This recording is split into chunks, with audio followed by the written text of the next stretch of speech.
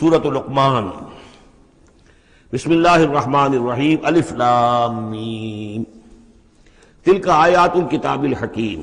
اس سورہ مبارکہ کی ابتدائی آیات جو ہیں وہ سورہ بقرہ کی ابتدائی آیات سے بہت مشابہ بھی ہیں، اور دوسرے یہ کہ اس میں ایک لطیف فرق ہے، وہ ابھی آپ کے سامنے آ جائے گا۔ تلک آیات الکتاب الحکیم ھدی ورحمۃ للمحسنین الذین یقیمون الصلاۃ ویؤتون الزکاۃ وہم بالآخرۃ ہم یوقنون اولئک علی ھدی من ربہم واولئک هم المفلحون۔ پانچویں آیت تو یہاں ہے وہی پانچویں آیت ٹھیک سورہ بقرہ کی ہے، اولئک علی ھدی من ربہم واولئک هم المفلحون۔ پہلی آیت الف لام میم یہاں ہے، پہلی آیت الف لام میم سورہ بقرہ کی بھی ہے۔ نوٹ کیجئے کہ وہاں آیا تھا ھدی للمتقین، یہ تقوی والوں کے لیے جن میں کوئی حق کی طلب ہے، جو چاہتے ہیں نیک راستے پر چلنا، جن میں طلب ہدایت ہے، ان کے لیے ہدایت ہے۔ یہاں ایک لفظ کا اضافہ کیا، اگلی منزل چونکہ بیان ہو رہی ہے، ھدی ورحمۃ للمحسنین، یہ جو بلند ترین منزل ہے، جو احسان کے مقام تک پہنچ جائیں، ان کے حق میں یہ صرف ہدایت ہی ہدایت نہیں، رحمت بھی ہے۔ تو یہاں تقابل اگر کریں گے، الف لام میم ذالک الکتاب لا ریب فیہ ھدی للمتقین، یہاں فرمایا تلک آیات الکتاب الحکیم، یہ ایک بڑی حکمت بڑی کتاب کی آیات ہے، اور یہ ہدایت ہے اور رحمت ہے محسنین کے حق میں۔ اور یہ محسنین جو ہے قرآن کی اصطلاح کے طور پر، جیسا کہ میں بیان کر چکا ہوں سورہ مائدہ میں، کہ یہ پہلا درجہ ہے اسلام، اس سے اوپر ایمان، اس سے اوپر احسان۔ اذا اتقوا وآمنوا وعملوا الصالحات ثم اتقوا وآمنوا ثم اتقوا واحسنوا واللہ یحب المحسنین، ان کے حق میں یہ قرآن رحمت ہے۔ الذین، اب ان کی یہ اوصاف ہیں جو نماز قائم رکھتے ہیں، ویؤتون الزکاۃ، وہاں ہے ومما رزقناہم ینفقون، یہاں باقاعدہ لفظ زکوٰۃ آ گیا، وہ زکوٰۃ دیتے رہتے ہیں، یا یہ کہ اپنے تزکیے کے لیے مسلسل کوشاں رہتے ہیں۔ وہم بالآخرۃ ہم یوقنون، اور آخرت پر ان کا پورا یقین ہے۔ اصل شے جو ہے جو انسان کے عمل اور کردار پر اثر انداز ہوتی ہے، وہ ایمان بالآخرہ ہے۔ اولئک علی ھدی من ربہم، یہ لوگ ہیں ہدایت پر اپنے رب کی جانب سے، وَأُولَئِكَ هُمُ الْمُفْلِحُونَ، اور یہی ہیں فلاح پانے والے۔ وَمِنَ النَّاسِ مَن يَشْتَرِي لَهْوَ الْحَدِيثِ لِيُضِلَّ عَن سَبِيلِ اللَّهِ بِغَيْرِ عِلْمٍ، لوگوں میں سے کچھ ایسے بھی ہیں کہ جو کھیل کی باتیں خریدتے ہیں، کھیل کود، اور تاکہ لوگوں کی توجہ ادھر ہو جائے۔ اور یہ باقاعدہ کیا ہے نضر بن حارث، جو رؤسائے قریش میں سے تھا، اور اس شخص کا معاملہ یہ تھا کہ یہ حضور کے شدید ترین مخالفین میں سے تھا۔ اس نے یہ کیا کہ یہ لوگ جو ہیں، چونکہ عربوں کے اندر ذوق تو تھا، ان کے ہاں اچھے شاعروں کی بڑی قدر تھی، خطبہ ادب جو ہے، فصاحت و بلاغت جو ہے، اس سے ان کو دلچسپی تھی، قرآن مجید کی فصاحت اور بلاغت انہیں اپنی طرف کھینچتی تھی۔ وہ چاہتے تھے کہ یہ لوگ سنیں ہی نہ، تو وہ کہیں سے شام گیا اور وہاں سے کوئی گانا گانے والی ایک لونڈی لے آیا جو بہت اچھا گانا گاتی تھی، اور اس کی محفلیں اس نے منعقد کرانی شروع کر دی، تاکہ لوگ آئیں یہاں پر اور یہ اس میں مگن رہیں، اور رات کا وقت وہاں لگائیں تو دن میں سوئیں۔ بہرحال کسی طریقے سے ان کی توجہات جو ہے اس کو محمد کی طرف سے ہٹا کر صلی اللہ علیہ وسلم تو ان چیزوں میں لگا دیا جائے۔ اور یہ اچھی طرح سمجھ لیجئے کہ اس وقت دنیا میں یہ کھیلوں کا معاملہ، سپورٹس کا، گیمز کا معاملہ، اور پورے ذرائع ابلاغ کے اوپر معلوم ہوتا ہے چھائی ہوئی شے یہی ہے۔ ٹی وی کے اوپر تو معلوم ہوتا ہے کہ دنیا کی اہم ترین شے جو ہے وہ یہ گیمز ہیں، ان کے ٹورنامنٹس ہیں، وہ وہاں ہو رہا ہے، یہاں ہو رہا ہے، وہاں ہو رہا ہے، یہاں ہو رہا ہے، یہ ٹینس کا ہے، یہ فلاں کا ہے، یہ تیراکی کا ہے، اور یہ گیم، اس لیے کہ اسی کو دیکھتے رہو۔ جو بھی وقت کوئی فارغ ہے، ظاہر بات ہے کہ کہیں ایسا نہ ہو کہ کہیں بیٹھے بیٹھے کہیں اچانک خیال ہی آ جائے کہ بھئی سوچے انسان میں ہوں کون، کہاں سے آیا ہوں، کہاں جا رہا ہوں، زندگی کا مال کیا ہے، مقصد کیا ہے، اپنی حالات کے بارے میں ہی سوچے، دنیا کدھر جا رہی ہے، قوم کدھر جا رہی ہے، ملک کدھر جا رہا ہے، نہیں، ان کو مست رکھو۔ وہ اقبال نے تو کہا تھا کہ ابلیس نے یہ کہا اپنے کارندوں سے کہ مست رکھو ذکر و فکر صبح گاہی میں اسے، اور پختہ تر کر دو مزاج خانقاہی میں اسے۔ اس سے اگلی بات ہے کہ جو آج دنیا کے ابلیسوں نے جو ایجاد کی ہے، یہ کھیل کود، اسی طریقے سے یہ ایکٹرز، یہ ڈرامے، اور پھر ان کے ایکٹرز اور ایکٹریسز کی زندگیاں، اور ان کے جو بھی سکینڈلز ہوں، جس طریقے سے کہ ان کو دنیا میں پھیلایا جا رہا ہے تاکہ وہ نوجوان نسل بھی بس ان دلچسپی میں پڑی رہے، تو یہ ہے اصل میں وہ فلسفہ۔ وَمِنَ النَّاسِ مَن يَشْتَرِي لَهْوَ الْحَدِيثِ، کھیل کود کی چیزیں خریدتے ہیں وہ لوگ، لِيُضِلَّ عَن سَبِيلِ اللَّهِ، تاکہ اللہ کے راستے سے گمراہ کریں۔ بغیر علم، بغیر علم کے. وَيَتَّخِذَهَا هُزُوًا، اور اللہ تعالیٰ کا جو معاملہ ہے اس کو یہ وہ ہنسی ٹھٹا بنا دیں. اولئک لہم عذاب مہین، یہ وہ لوگ ہیں کہ جن کے لیے اہانت آمیز عذاب ہے. وَإِذَا تُتْلَىٰ عَلَيْهِ آیاتنا وَلَّىٰ مُسْتَكْبِرًا، اور جب اسے سنائی جاتی ہیں ہماری آیات تو وہ ولّا اپنی قبر پیٹھ موڑ کر چل دیتا ہے، مستکبرن استکبار کرتے ہوئے، کأن لم یسمعها، جیسے کہ اس نے سنی ہی نہیں. کان فی اذنیہ وقرا، گویا کہ اس کے کانوں میں کچھ ثقل ہے، بوجھ ہے، اس نے سنا ہی نہیں کیا محمد نے سنایا ہے. فبشرہ بعذاب علیم، یہ سارا جو ہے یہ اس نضر بن حارث کے لیے یہ آیات نازل ہوئی ہیں. تو اے نبی اس شخص کو دردناک عذاب کا آپ کی بشارت دے دیجیے.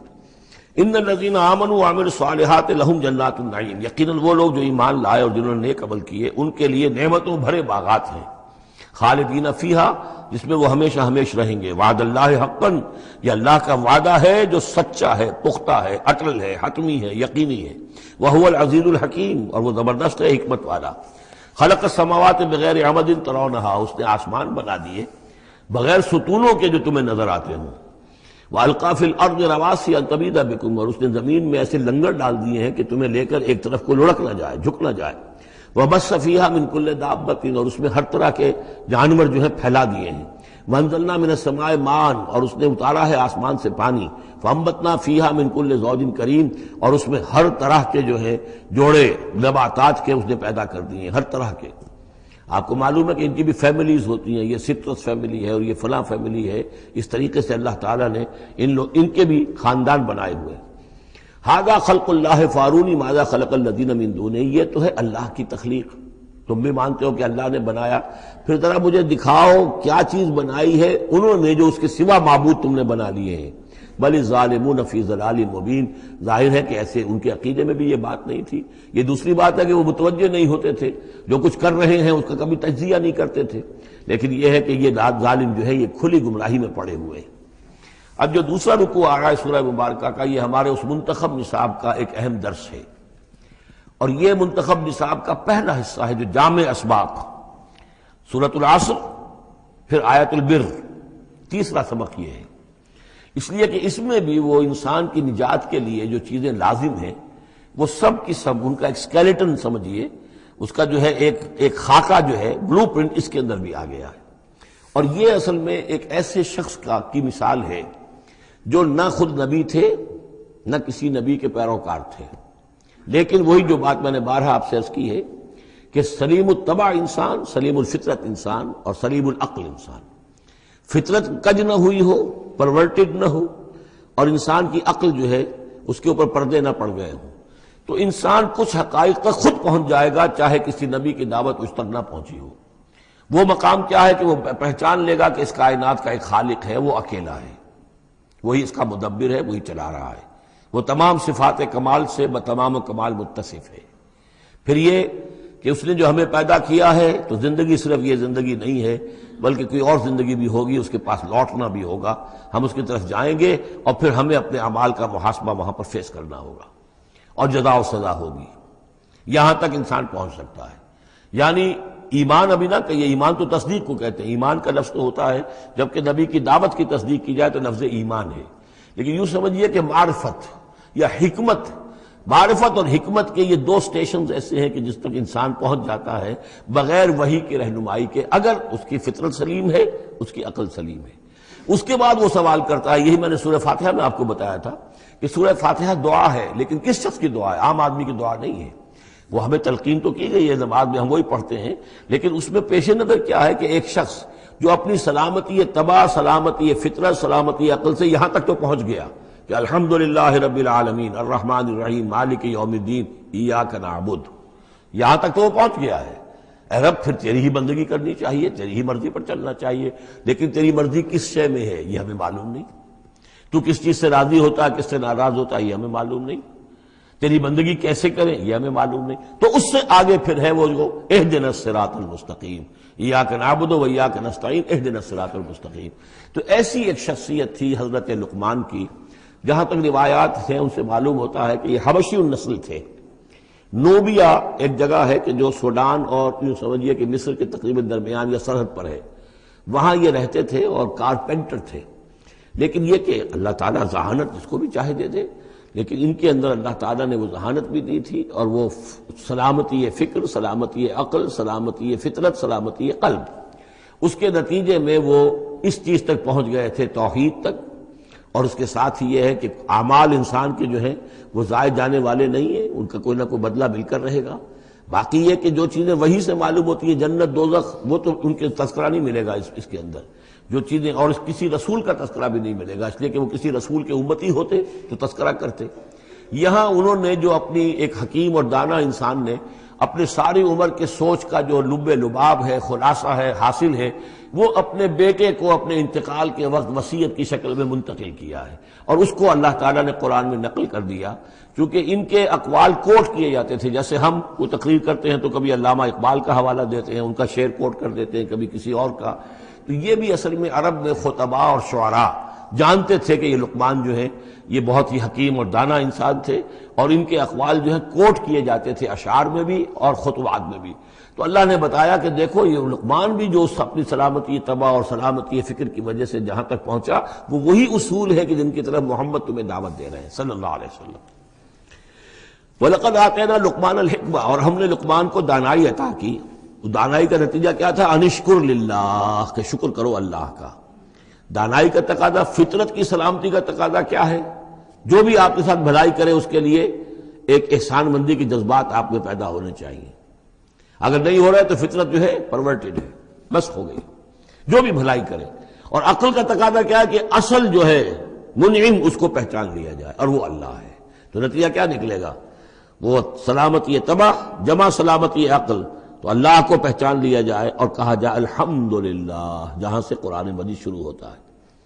انشکر للہ، کہ شکر کرو اللہ کا۔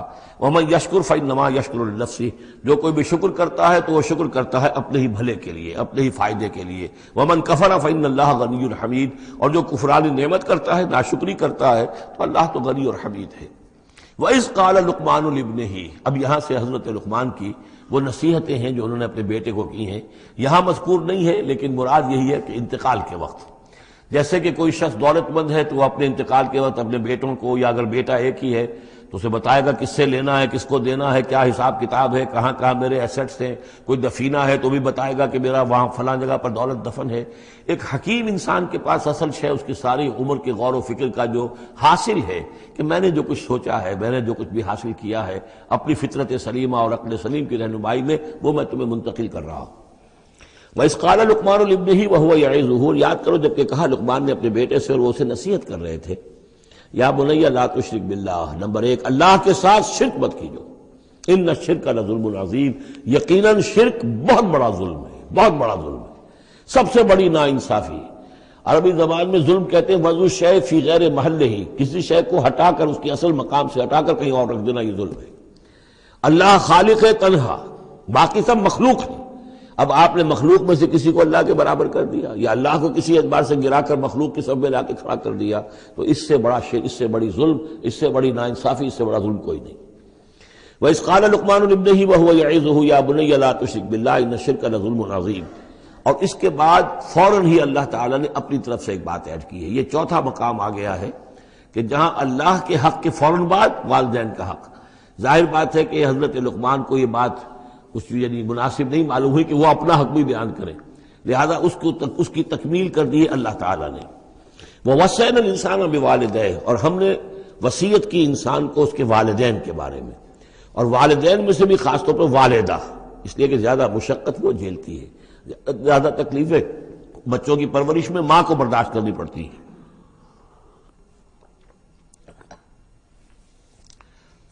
وَوَصَّيْنَا الْإِنسَانَ بِوَالِدَيْهِ حملته امه وهنا على وهن، اسے اٹھائے رکھا، وہ جو حمل ہے اس کے اپنے جسم کے اندر اٹھائے رکھا اس نے اس کو، وهنا على وهن، کمزوری پر کمزوری جھیل کر، وفصاله في عامين، پھر اس کا دودھ چھڑانا ہوا 2 سال میں سے، پھر یہ کہ پہلے 9 مہینے تو جونک کی طرح اس کے جسم کے اندر خون چوستا رہا، اور اس کے بعد پھر جو ہے دودھ اس کا جو ہے پیا ہے، تو وہ بھی اس کی توانائیاں اور اس کی قوت ہی ہے کہ جو دودھ کی شکل میں اس کے لیے غذا بنی ہے۔ انشکر لی ولوالدیک، کہ شکر کرو میرا اور اپنے والدین کا، الی المصیر، اور میری طرف تم کو لوٹ کر آنا ہے۔ اب دیکھیے جیسے میں نے وہاں عرض کیا تھا کہ سورہ عنکبوت میں اور اس میں بڑی مناسبت ہے ان دو میں، وہ مضمون اب یہاں بھی آ رہا ہے کہ اگر یہ دو حق ٹکرا جائیں، ایک حق اللہ کا ہے شرک نہ کیا جائے، ایک حق والدین کے ساتھ حسن سلوک ہے، اب یہ ٹکرا گئے، والدین کہہ رہے ہیں شرک کرو، اب کیا کریں؟ وَإِن جَاهَدَاكَ عَلَىٰ أَن تُشْرِكَ بِي مَا لَيْسَ لَكَ بِهِ عِلْمٌ، اگر وہ تم سے جہاد کریں، تم پر دباؤ ڈالیں، تم سے لڑیں، تم سے جھگڑیں اور تمہیں مجبور کریں کہ تم شریک کرو اور شرک کرو میرے ساتھ ایسی چیز کا کہ جس کا تمہارے پاس کوئی علم نہیں ہے، فَلَا تُطِعْهُمَا، تو ان کا کہنا مت مانو۔ وہاں پر بھی یہ مضمون آ چکا، یہاں دوبارہ آ گیا کہ ان کے حقوق ایک حد تک ہیں، اس سے آگے بڑھ کر وہ اللہ کے حقوق پر ڈاکہ ڈالنے لگے، بازی بازی بارش بابا ہم بازی، ان کے حقوق اللہ کے حقوق کے برابر نہیں ہو سکتے، ان کے حقوق اللہ کے حقوق سے فائق نہیں ہو سکتے، اس کے نیچے نیچے ہیں۔ تو شرک نہیں، البتہ یہاں یہ ذہن میں رکھیے کہ شرک صرف بت پرستی کو نہیں کہتے، لا تشرک، شرک کی کوئی قسم بھی ہو۔ اب اللہ کے کسی ایک حکم کو اگر والدین کہتے ہیں توڑو، اس کا کیا مطلب ہے؟ یہ شرک کا حکم دے رہے ہیں، اس لیے کہ آپ نے والدین کے کہنے پر اللہ کے حکم کی خلاف ورزی کی، اس کا مطلب ہے کہ آپ نے مطاع اور معبود والدین کو بنا لیا۔ نفس کے کہنے پر آپ حرام کے اندر منہ مار رہے ہیں تو آپ کا جو حرام جو دولت ہے وہ آپ کا معبود ہے اور آپ کا نفس آپ کا معبود ہے۔ ارأیت من اتخذ الہہ ہواہ، کیا تم نے دیکھا اس شخص کو جس نے اپنی خواہش نفس کو اپنا معبود بنا لیا؟ تو شرک کا مفہوم جو ہے اس کا پورا وسیع مفہوم، اور جیسا کہ اس سے پہلے بھی تذکرہ ہو چکا ہے، اس پر الحمدللہ کہ میں نے تقریباً 20 سال پرانی بات ہے یہ کہ میں نے اقسام حقیقت و اقسام شرک پر 6 گھنٹے کے کیسٹس جو ہیں میرے وہ ریکارڈڈ ہیں اور موجود ہیں۔ تو اس حوالے سے اس کو یہ نہیں سمجھنا چاہیے کہ شرک سے مراد صرف بت پرستی ہے۔ وَإِن جَاهَدَاكَ عَلَىٰ أَن تُشْرِكَ بِي مَا لَيْسَ لَكَ بِهِ عِلْمٌ فَلَا تُطِعْهُمَا، لیکن دیکھیے یہ ہے اللہ تعالیٰ کی تعلیم، اس کے اندر کیا توازن ہے۔ اس کا یہ مطلب نہیں ہے کہ والدین کے سارے حقوق ہی ساقط ہو گئے۔ اگر والدین مشرک ہیں، تمہیں شرک کرنے کا حکم دے رہے ہیں تو ان کا یہ حکم تو نہیں مانو گے، لیکن ان کے ساتھ حسن سلوک پھر بھی کرنا ہے۔ والد تو ہے نا، وہ والدہ تو ہے نا۔ وَصَاحِبْهُمَا فِي الدُّنْيَا مَعْرُوفًا، دنیا میں ان کے ساتھ رہو بہتر انداز میں، صحیح انداز میں خدمت ان کی کرو، اگر انہیں ضرورت ہے تو اپنا مال ان پر خرچ کرو۔ اس کے اندر یہ نہیں ہوگا کہ سارے حقوق ساقط ہو گئے، اب انہیں گالیاں دینی شروع کر دو یا ان کو جو ہے ستانا شروع کر دو، نہیں۔ لیکن اگر وہ اللہ کے حکم کے خلاف کوئی حکم دیتے تو مت مانو۔ وَاتَّبِعْ سَبِيلَ مَنْ أَنَابَ إِلَيَّ، اور پیروی کرو اس شخص کے راستے کی کہ جو میری طرف اپنا رخ کر چکا ہے۔ یعنی والدین کا اتباع نہیں ہے، والدین کی اطاعت نہیں ہے، والدین کے ساتھ حسن سلوک ہے۔ اطاعت ہوگی اگر اللہ کی اطاعت کے مطابق، اس کے دائرے کے اندر تو اطاعت بھی ہوگی، لیکن بالفعل اور آزادانہ کوئی اطاعت نہیں والدین کی۔ کہیں بھی قرآن مجید میں نہیں آیا اپنے والدین کی اطاعت کرو۔ کیا حکم دیا گیا؟ حسن سلوک، نیک سلوک، ان کی ضرورت، ان کی خبر گیری ہے، ان کی خدمت ہے، ان کی ضروریات کا لحاظ رکھنا، اس کا حکم ہے۔ باقی پیروی کرو اس شخص کی جس نے اپنا رخ میری طرف کر لیا ہے، وہ کوئی بھی ہے۔ پہلے انبیاء ہوتے تھے، انبیاء کی پیروی کرو، اب انبیاء نہیں ہیں، انبیاء کے خادم ہیں۔ انبیاء کی امتوں میں جو شخص بھی اٹھا ہے دین کی دعوت لے کر، جس نے اپنا رخ کر لیا ہے، جس نے کہا میں چل رہا ہوں اللہ کے راستے میں، کون میرا ساتھی بنتا ہے، تو پیروی کرو اس کی۔ وَاتَّبِعْ سَبِيلَ مَنْ أَنَابَ إِلَيَّ، پیروی کرو اس شخص کے راستے کی جس نے اپنا رخ میری طرف کر لیا ہے۔ ثُمَّ إِلَيَّ مَرْجِعُكُمْ، پھر میری ہی طرف تم سب کا لوٹنا ہے۔ والدین بھی یہیں آ جائیں گے میرے پاس، تم بھی آ جاؤ گے۔ فَأُنَبِّئُكُم بِمَا كُنتُمْ تَعْمَلُونَ، پھر میں تمہیں جتلا دوں گا جو کچھ کہ تم کرتے رہے تھے۔ اب یہاں بیچ میں جو آ گیا اللہ کی طرف سے آ گیا، یعنی حضرت لقمان کی نصیحت صرف ابھی ایک آئی تھی، یا بنی لا تشرک باللہ ان الشرک لظلم عظیم، اے میرے بچے شرک مت کرنا اللہ کے ساتھ، اس لیے کہ شرک جو ہے بہت بڑا ظلم ہے، بہت بڑی ناانصافی ہے۔ دوسری وصیت ان کی کیا ہے؟ یا بنی انہا ان تک مثقال حبۃ من خردل فتکن فی صخرۃ او فی السماوات او فی الارض یأت بها اللہ ان اللہ لطیف خبیر، اے میرے بچے عمل، خواہ وہ نیکی کا ہو خواہ بدی کا ہو، انہا، ہا کی ضمیر ہے عمل کی طرف، عمل خواہ ایک رائی کے دانے کے ہم وزن ہو۔ اب یہ سب سے چھوٹی چیز، رائی کا دانہ، فتیلہ، نقیرہ، یہ 3 چیزیں آتی ہیں قرآن مجید میں عام طور پر چھوٹی شے کے لیے، لا یظلمون فتیلہ، لا یظلمون نقیرہ، اور یہ کہ رائی کا دانہ بہت چھوٹا۔ تو چاہے وہ نیکی یا بدی ہو، رائی کے دانے کے ہم وزن، اور پھر فتکن فی صخرۃ، وہ کسی پہاڑ کسی چٹان کے پیٹ میں جا کر، کسی کھو کے اندر جا کر وہ عمل کیا گیا ہو، اور فی السماوات یا آسمانوں میں کیا گیا ہو۔ اب تو آسمانوں میں ہے نا، آپ خلا میں جا کر وہ عمل کر رہے ہیں، تو پھر اب تو انسان جو ہے وہاں تک پہنچ گیا ہے۔ اور فی الارض، یا زمین کے پیٹ میں گھس کر کیا گیا ہو، یاتی بہ اللہ، اللہ اسے لے آئے گا۔ یعنی انسانی اعمال، انسان اشرف المخلوقات ہے، اور انسانی اعمال ایسی گھٹیا چیز نہیں ہے کہ ایسے ضائع کر دے اللہ، چاہے وہ نیکی ہے چاہے بدی۔ فمن یعمل مثقال ذرۃ خیرا یرہ ومن یعمل مثقال ذرۃ شرا یرہ، لیکن عمل ضائع نہیں ہوگا، چاہے وہ رائی کے دانے کے برابر ہو، پھر چاہے وہ کسی چٹان میں گھس کر کیا گیا ہو، کسی پہاڑ کی کھو میں کیا گیا ہو، چاہے وہ خلا اور فضا کی پہنائیوں میں کیا گیا ہو، چاہے وہ زمین کے اندر سرنگ کھود کر کیا گیا ہو، یات بہ اللہ ان اللہ لطیف خبیر، یقیناً اللہ تعالیٰ باریک بین ہے، باخبر ہے۔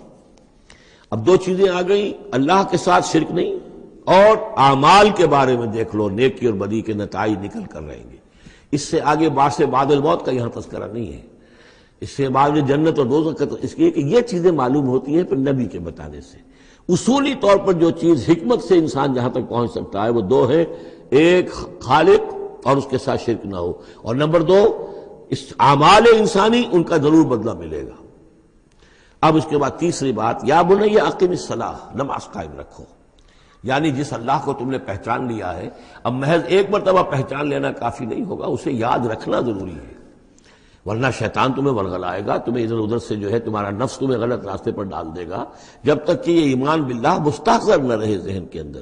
اور ایمان باللہ کو مستحضر رکھنے کے لیے ذکر ہے جو ہم پڑھ چکے ہیں، اتل ما اوحی الیک من الکتاب واقم الصلاۃ ان الصلاۃ تنہی عن الفحشاء والمنکر۔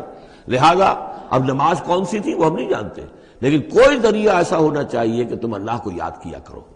یا بنی اقم الصلاۃ، اور نمبر 4 وَأَمُرْ بِالْمَعْرُوفِ وَانْهَ عَنِ الْمُنْکَرِ، اور نیکی کا حکم دو اور بدی سے روکو۔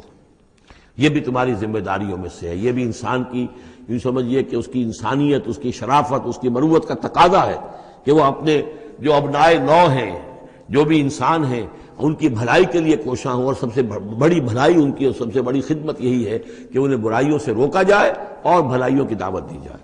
وَاصْبِرْ عَلَىٰ مَا أَصَابَكَ، اور یہ بھی جان لو کہ اگر یہ امر بالمعروف و نہی عن المنکر کرو گے تو تکلیفیں آئیں گی، مصیبت آئیں گی۔ پسند تو کسی کو نہیں ہے کہ آپ اس پر تنقید کریں۔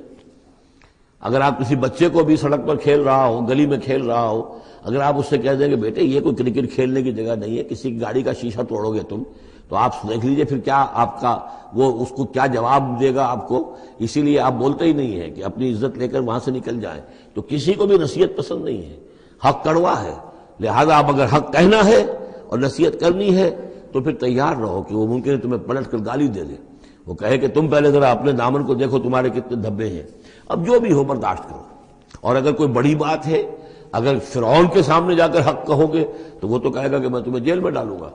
تو اس طریقے سے یہ وَاصْبِرْ عَلَىٰ مَا أَصَابَكَ، پھر جو شے بھی تم پر آئے اس پر صبر کرو، إِنَّ ذَلِكَ مِنْ عَزْمِ الْأُمُورِ، یقیناً یہ چیزیں ہیں جو بڑی ہمت کے کاموں میں سے۔ گویا کہ وہ چاروں چیزیں اس میں آ گئیں، وَالْعَصْرِ إِنَّ الْإِنسَانَ لَفِي خُسْرٍ إِلَّا الَّذِينَ آمَنُوا وَعَمِلُوا الصَّالِحَاتِ وَتَوَاصَوْا بِالْحَقِّ وَتَوَاصَوْا بِالصَّبْرِ۔ یہاں اصطلاحات ذرا علیحدہ ہو گئی، تواصی کی بجائے امر بالمعروف نہی عن المنکر آ گیا، صبر جو کا تو ہے، باقی ایمان اور وہ تمام چیزیں، اعمال صالحہ میں سے نماز آ گئی، والدین کے ساتھ حسن سلوک آ گیا۔ آخری دو آیتیں ہیں وَلَا تُصَعِّرْ خَدَّكَ لِلنَّاسِ، اور دیکھو اپنے گالوں کو پھلا کر مت رکھو لوگوں کے سامنے، یعنی تکبر اور غرور، اس انداز میں رہنا۔ وَلَا تَمْشِ فِي الْأَرْضِ مَرَحًا، اور تم زمین میں اکڑ کر نہ چلو۔ ان اللہ لا يحب كل مختال فخور، یقیناً اللہ تعالیٰ کو جو اکڑنے والے ہیں، اور یہ مختال بنا ہے خیل سے، خیل کہتے ہیں گھوڑے کو، گھوڑے کی چال میں ایک تمکنت ہوتی ہے، تو جب انسان بھی بڑی تمکنت کے ساتھ چلتا ہے تو وہ گویا کہ اختیال بن گیا۔ لا يحب كل مختال فخور، شیخی خورے، فخر کرنے والے، اکڑنے والے اللہ کو پسند نہیں ہے۔ یہ مضمون سورہ بنی اسرائیل میں بھی آ چکا ہے۔ وَلَا تَمْشِ فِي الْأَرْضِ مَرَحًا إِنَّكَ لَن تَخْرِقَ الْأَرْضَ وَلَن تَبْلُغَ الْجِبَالَ طُولًا، تم کتنا ہی پاؤں مار کر چلو ہماری زمین کو پھاڑ نہیں سکتے، اور کتنی گردن اکڑا لو، اونچے ہو جاؤ، سینہ تان لو اور اوپر ترا بھی چڑھا لو، لیکن یہ کہ تم پہاڑوں کی اونچائی تک نہیں پہنچ سکتے۔ آخری بات فرمائی وَاقْصِدْ فِي مَشْيِكَ، اپنی چال میں میانہ روی اختیار کرو۔ یہ میانہ روی ہر اعتبار سے، چال میں بھی، خرچ میں بھی، والذین اذا انفقوا لم یسرفوا ولم یقتروا وکان بین ذلک قواما، یہ ایک میچور شخصیت کا کہ اس کے اندر ہر اعتبار سے معلوم توازن ہو، انتہا پسندی کسی بھی اعتبار سے نہ ہو۔ واقصد فی مشیک واغضض من صوتک، اور اپنی آواز کو پست رکھو۔ اس کا مطلب کیا ہے کہ کہیں کوئی آرگومنٹ ہے، کہ جھگڑا ہو گیا ہے تو آواز کو بلند کرنے کی کوشش نہ کرو، بات اپنی کرو۔ عام طور پر یہ ہوتا ہے کہ جب آدمی دیکھتا ہے کہ میری دلیل تو کمزور پڑ گئی تو پھر وہ اپنی آواز کی والیوم بڑھا کر کوشش کرتا ہے کہ کمپنسیٹ کرے کہ دلیل عقلی اعتبار سے تو کمزور ہے لیکن میری آواز جو ہے وہ اس کے اندر وزن پیدا کر دے۔ وَلَا وَغْضُضْ مِنْ صَوْتِكَ، اور دیکھو ان انکر الأصوات لصوت الحمیر، آواز جو گدھے کی ہوتی ہے وہ ڈھیچو ڈھیچو جب کرتا ہے تو بلند تو وہ بہت ہوتی ہے لیکن کس قدر ناپسندیدہ آواز ہے، کتنی ناپسندیدہ آواز ہے۔ تو آواز کی بلندی کوئی حسن نہیں ہے، اصل تو یہ شے ہے کہ آپ جو بات کہیں وہ وزنی ہو، وہ دلیل کے ساتھ ہو، اور وہ آپ اپنی بات کو منوا سکیں اس کے حوالے سے۔ تو یہ ہے 8 آیات پر مشتمل جو رکوع ہے، یہ دوسرا رکوع سورہ مبارکہ کا، یہ ہمارے اس منتخب نصاب کا تیسرا سبق ہے۔ أَلَمْ تَرَوْا أَنَّ اللَّهَ سَخَّرَ لَكُم مَّا فِي السَّمَاوَاتِ وَمَا فِي الْأَرْضِ وَأَسْبَغَ عَلَيْكُمْ نِعَمَهُ ظَاهِرَةً وَبَاطِنَةً وَمِنَ النَّاسِ مَن يُجَادِلُ فِي اللَّهِ بِغَيْرِ عِلْمٍ وَلَا هُدًى وَلَا كِتَابٍ مُّنِيرٍ صدق اللہ العظیم۔ کیا تم نے دیکھا نہیں کہ اللہ تعالیٰ نے تمہارے لیے مسخر کر دیا ہے جو کچھ کے آسمانوں میں ہے اور جو کچھ کے زمین میں ہے، یعنی یہ کہ آسمان کے اندر سورج ہے، چاند ہے، یہ سب تمہاری ضرورتیں بہم پہنچانے میں لگے ہوئے ہیں۔ سورج کی تمازت ہے جس سے تمہاری فصلیں پکتی ہیں، اسی سے ہواؤں کا نظام چل رہا ہے، بارشوں کا برسنا، تو یہ سارا معلوم ہوتا ہے کہ تمہارے لیے یہ سب بستر بچھایا ہے اللہ نے اور ساری تمہاری ضرورتیں پوری کی ہیں۔ وَأَسْبَغَ عَلَيْكُمْ نِعَمَهُ، اور اس نے تم پر اپنی ساری نعمتیں مکمل کر دی ہیں، پوری کر دی ہیں۔ ظاہرۃً و باطنۃً، یہ نعمتیں ظاہری بھی ہیں باطنی بھی ہیں، جو باہر سے نظر آتی ہیں دکھتی ہیں، جن کو ہم استعمال کرتے ہیں، بہت سی نعمتیں وہ جن کا ہمیں احساس ہی نہیں ہے۔ ہمارے وجود کے اندر کیا کچھ اللہ تعالی نے ودیعت کیا ہوا ہے اس کا ہمیں پوری طرح احساس بھی نہیں۔ وَمِنَ النَّاسِ مَن يُجَادِلُ فِي اللَّهِ بِغَيْرِ عِلْمٍ، یہ آیت آ چکی ہے سورہ حج میں۔ لوگوں میں سے کچھ ایسے بھی ہیں جو جھگڑتے ہیں اللہ کے معاملے میں یا اللہ کے بارے میں یا اللہ کے احکام کے بارے میں، اللہ کی آیات کے بارے میں، بغیر اس کے کہ بغیر علم کہ ان کے پاس کوئی علم ہو، ولا ہدن، نہ کوئی رہنمائی اور ہدایت ہے، ولا کتاب منیر، نہ کوئی روشن کتاب ہے۔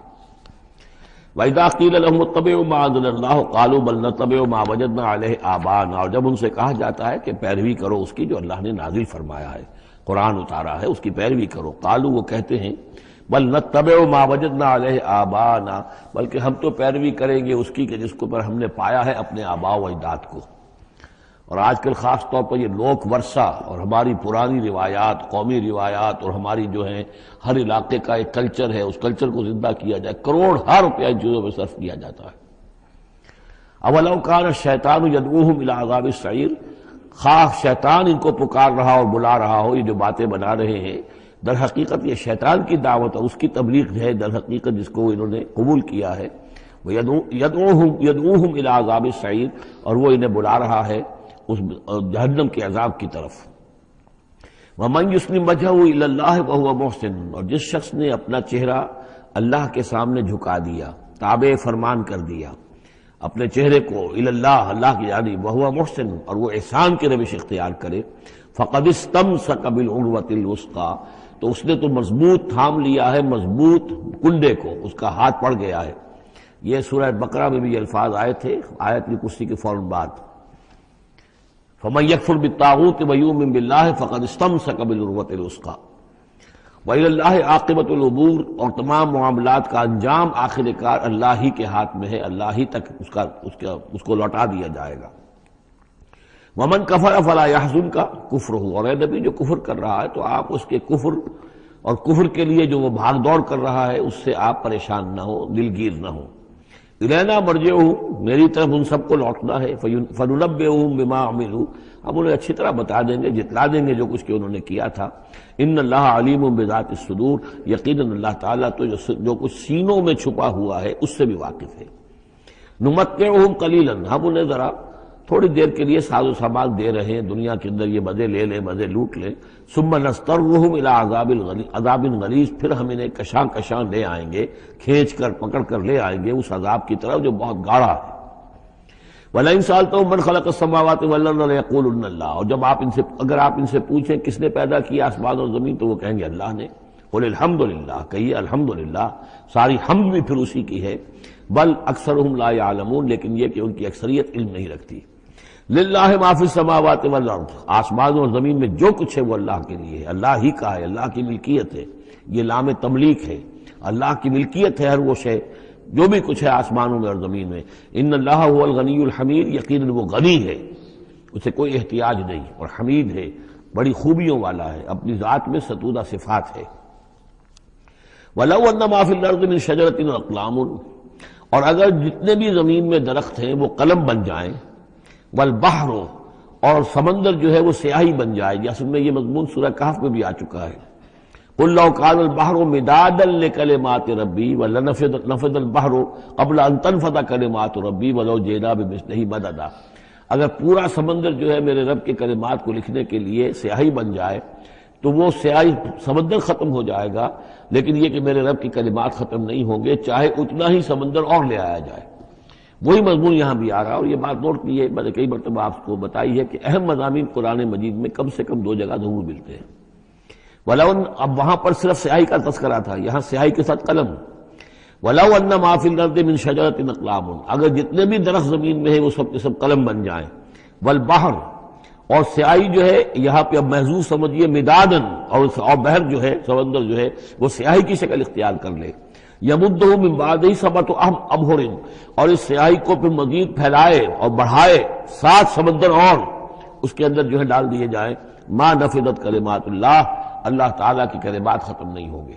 اور یہ میں عرض کر چکا ہوں، اس سے مراد کیا ہے کہ ہر شے جو اس کائنات میں ہے اللہ تعالیٰ کے کلمہ کن کا ظہور ہے، تو گویا کہ یہ تمام مخلوقات جو ہے کلمات اللہ ہے۔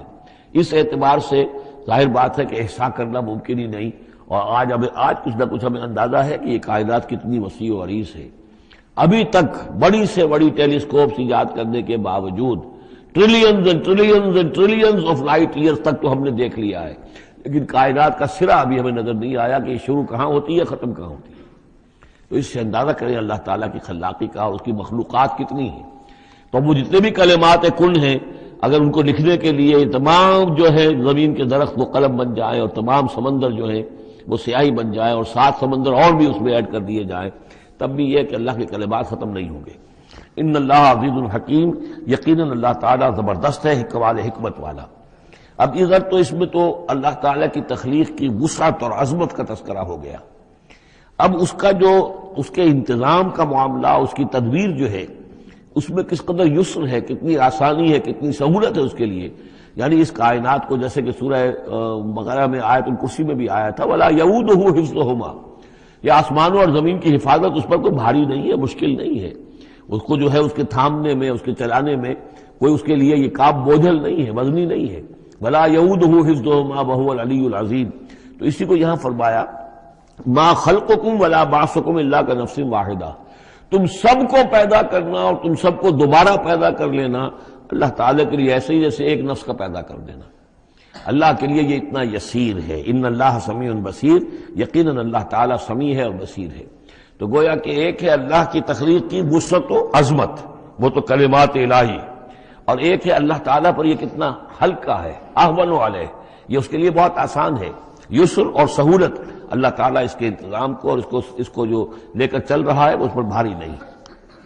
الم تر ان اللہ یولج اللیل فی النہار، کیا تم دیکھتے نہیں کہ اللہ تعالیٰ رات کو پرو لاتا ہے دن میں، ویولج النہار فی اللیل، اور دن کو پرو لاتا ہے رات میں۔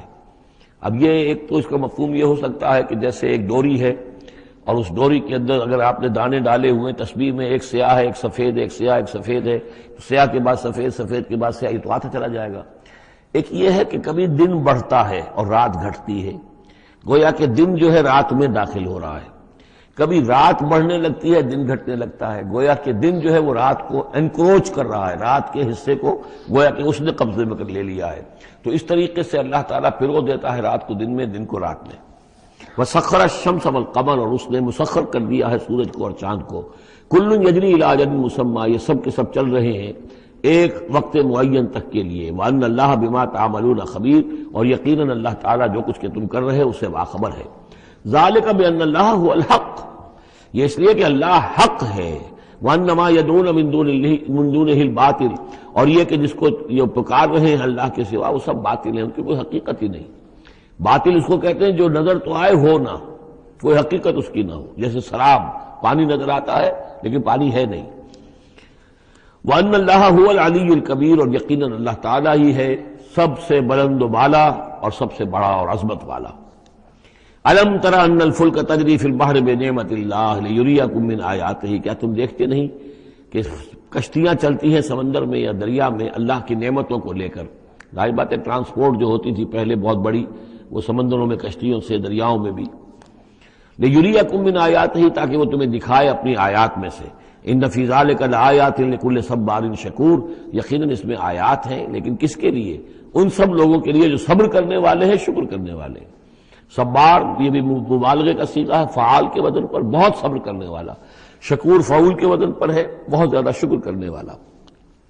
وَإِذَا غَشِيَهُم مَّوْجٌ كَالظُّلَلِ، اور جب یہ کبھی سمندر میں ہوتے ہیں اور ان کے اوپر ایک موج چڑھتی ہے اور ڈھانپ لیتی ہے انہیں جیسے کہ بادل ہو، ایسی موج آ رہی ہے کہ گویا کہ وہ تمہارے اوپر سے گزر جائے گی۔ دعوا اللہ مخلصین لہ الدین، تو وہ پکارنے لگتے ہیں اللہ کو اسی کے لیے اپنی اطاعت کو خالص کرتے ہوئے۔ فلما نجاہم الی البر، اور جب اللہ انہیں نجات دے کر لے آتا ہے خشکی پر، فمنہم مقتصد، تو ان میں سے کچھ وہ لوگ ہیں کہ جو بیچ کی چال پر چلتے ہیں، یعنی یہ کہ اکثر و بیشتر جو ہیں وہ پھر شرک کی راہ اختیار کر لیتے ہیں۔ وما یجحد بآیاتنا الا کل ختار کفور، اور ہماری آیات کا انکار نہیں کرتے مگر وہی جو قول کے جھوٹے ہیں اور ناشکرے ہیں۔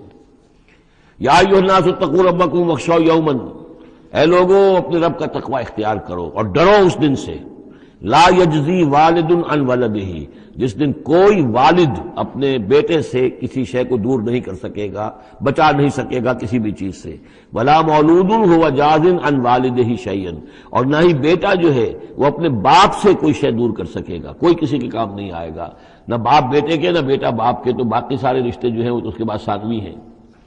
ان وعد اللہ حق، یہاں وہ آیت بھی یاد آ گئی ہوگی آپ کو، یا بنی اسرائیل اذکروا نعمتی التی انعمت علیکم وانی فضلتکم علی العالمین واتقوا یوما لا تجزی نفس عن نفس شیئا ولا يقبل منها شفاعۃ ولا یؤخذ منها عدل ولا هم ينصرون۔ یا ایھا الناس اتقوا ربکم واخشوا یوما لا یجزی والد عن ولدہ ولا مولود هو جاز عن والدہ شیئا ان وعد اللہ حق، اللہ کا وعدہ سچا ہے، شدنی ہے، اٹل ہے، ہو کر رہے گا، قیامت آ کر رہے گی، جزا و سزا ہو کر رہے گی۔ فلا تغرنکم الحیات الدنیا، تو دیکھو تمہیں نہ دھوکے میں ڈال دے یہ دنیا کی زندگی، تم اسی کے اوپر ریجھ جاؤ، اسی میں مگن ہو جاؤ، اسی میں گم ہو جاؤ، تو گویا کہ یہ تمہارے لیے پھر دھوکے کی ٹٹی بن گئی کہ اصل زندگی سے تمہیں جو ہے ذہناً جو ہے اس نے غافل کر دیا۔ ولا یغرنکم باللہ الغرور، اور دیکھنا وہ دھوکے باز تمہیں اللہ تعالیٰ کی شان غفاری کے حوالے سے دھوکہ نہ دے۔ یہ شیطان آ کر یہ بھی کہتا ہے کہ اللہ تو بڑا غفار ہے، تم نے کیا کیا، کچھ چھوٹے سے گناہ تھوڑے سے کیے، اللہ کی مغفرت تو بہت وسیع ہے، خامخواہ کاہے کو گھبراتے ہو، کاہے کو توبہ کرتے ہو۔ تو یہ جو ہے اللہ کی رحیمی، اللہ کی شان غفاری کا حوالے سے دھوکے میں دینا انسان کو۔ ولا یغرنکم باللہ الغرور ان اللہ عندہ علم الساعہ، اللہ ہی ہے کہ جس کے پاس ہے قیامت کا علم کہ قیامت کب آئے گی۔ ساعہ اور قیامہ، اس کے فرق کو ذہن میں رکھیے۔ گھڑی وہ معین گھڑی جب کہ زلزلہ ہوگا اور یہ اجرام سماویہ جو ہیں وہ ایک دوسرے سے ٹکرائیں گے اور پہاڑ جو ہے روئی کے گالوں، یہ ساعہ ہے جس میں کہ ہلاکت ہوگی دنیا کی آخری۔ اور پھر باعث بعد الموت کے بعد جو دن آنا ہے وہ قیامہ ہے۔ قیام کہتے ہیں کھڑے ہونے کو، اس دن کھڑے ہوں گے لوگ اور حاضر ہوں گے اپنے رب کے حضور میں۔ تو عام طور پر ہم قیامت کا لفظ جب بولتے ہیں تو ساعت کی جگہ پر بولتے ہیں۔ قرآن کی جو پرٹیکولر اپنی ٹرمینالوجی ہے اس میں یہ ساعہ ہے، وہ گھڑی کہ جس میں ہلچل ہوگی اور یہ جو بھی کچھ ہونا ہے جس کا کہ نقشہ کھینچا گیا، القاریہ والقاریہ وما ادراک ما القاریہ، یہ ہے الساعہ۔ لیکن پھر جب بعد الموت کے بعد جب کھڑے ہونا ہے قبروں سے نکل کر اللہ کے حضور میں، تو یہ ہوگا قیامہ، کھڑے ہونے کا دن۔ ان اللہ عندہ علم الساعہ، وہ ساعت کب آئے گی اس کا علم صرف اللہ کے پاس ہے۔